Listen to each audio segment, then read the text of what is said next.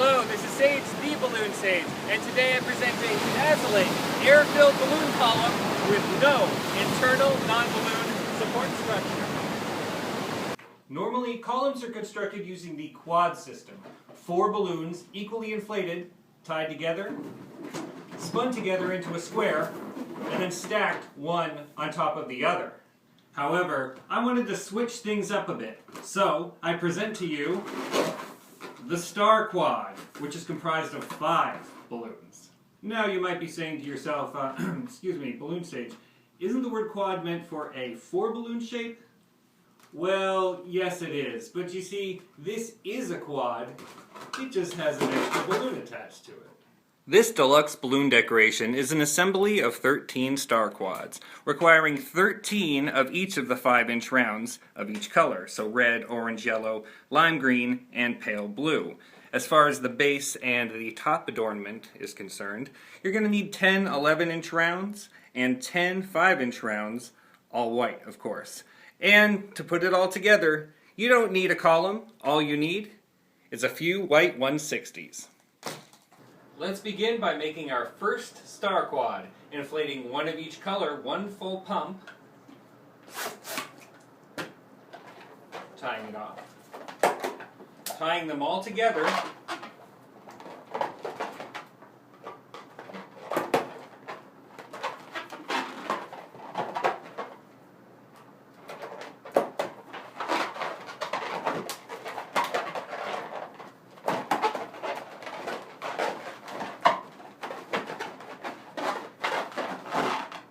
and setting them aside until you have 13 of these 5 balloon shapes. Now this is where the 160s come in.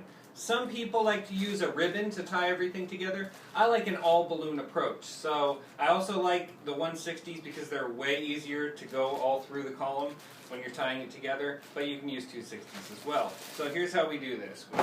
We roll this way. We just need 4 of these. I'm going to show you how to do it. We're going to make 3 mini columns. One with 4, another with 4, and then one with 5 star quads. But let me show you how to do this. We'll put these over here. Okay, it's basically flattening them out and then tying them together. So flatten this out. It has to be in a particular pattern, red, orange, yellow, green, and blue. When you put on the next one, like this, you slightly turn it so that each blue corresponds with the next one. It's going to be in a spiral pattern. You pull down this red. There you go. And you have to hold it with your left hand here. So we're going to do this again. Line it up. Pull down the red. Oops. Switch it over here. Finally, the last one. Line it up. Pull it down to its corresponding color. So it's in that spiral pattern. Now you take a 160 white, my favorite, and I'll show you why. Because you can hold it with your left hand. With your right hand, you just tie it all the way through. You go kind of fast. And you want every layer, every balloon. 1, 2, 3, the 3rd layer, then get down to even the 4th layer. You may want to flip it over at this point. Tie it all the way through. Now you're going to do this 3 times, 3 mini columns. This one's the 4. You're going to want one with 5, as I said before, and another with 4. But once you're all done, you want this really tight. You're creating a latex spine for this column. So that's what you want to think about doing. So tie it all together. Really be consistent with this because there is no pole holding this together, no metal.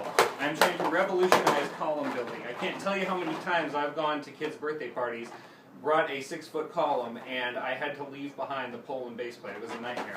But here you go, here's the first one. Now, in a jump cut, there's going to be 3 here. Once you've constructed your 3 little columns, it's time to combine them again with white 160s. Remember to be very thorough with your tying and positioning to retain a reliable structure. So, grab one, grab this 4, and put it on top of this 4. Just position it properly. Just go this way. Okay, so you just put your hand on top, take the 160. Again, you can also do it one on either side. I guess let's try it this way. Pull it down maybe all the way to the bottom. That latex spine we've been talking about.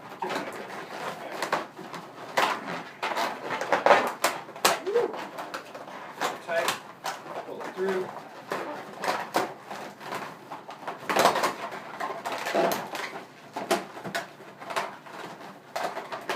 This I'm not going to lie, this part is tough. But you can do it. Put your hand on top. We'll just hold this with our left hand again. Okay, so let's try this with it laying down. We're going to tie, again with the left hand, tie it around. Actually, you know what? Let's do this. Tie it around one balloon. Make sure it retains its structure. And we'll keep it laying down. Just tie it right in. Just put one portion down. Here. Oh, and we'll tie it right back up on the other side. Well, at least we've got a basic spine going. Okay, there we go. Flip it around, tie it through. Again, very thorough. Spin it around. And I'm going to spin it around about 30 more times as we cut. The top and the base are the same structure. A white 5-inch star quad paired with a white 11-inch star quad. Inflate your 11-inch rounds 4 pumps each, forming the large quad. 1, 2, 3, 4. Retie it. Inflate the white 5-inch rounds 2 pumps each. 1, 2.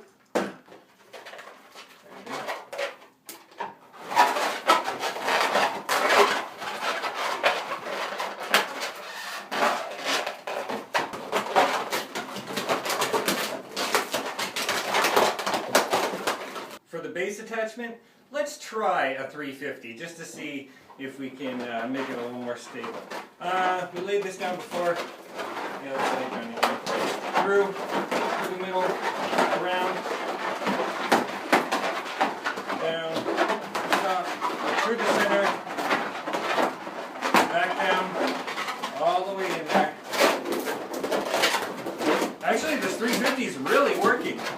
To keep your balloon tower steady, you have a few options. You can go buy a weight, or you can learn how to make an amazing, really fast, really simple weight that I'm using under here, but I'm keeping it concealed because I'm going to put a link right up there for the card, and you're going to go to Ask Me for a Balloon and check out Tanya's tutorial on how to make it. Trust me, it's awesome, it's fast, it's perfect. Now you can adorn your column with any large balloon that you please. In this case, I'm going to be using a heart, taking my 260 here, tying it onto the nozzle because, you know, when you make it like this without a pole and base plate, you do want as much internal structure as you can get, which of course comes from these balloons.